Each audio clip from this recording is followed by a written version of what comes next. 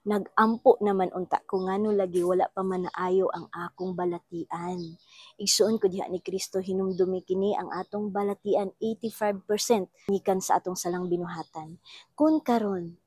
pila ka ba ka tuig nagbuhat og sala? Unya pag-ampo lang nimo sa Ginoo sa makadyot nga panahon, wa gidantig bulan o pila lang ka bulan nag-ampo, nalikramo na din ka nga wala dungga ang imong mga pag-ampo.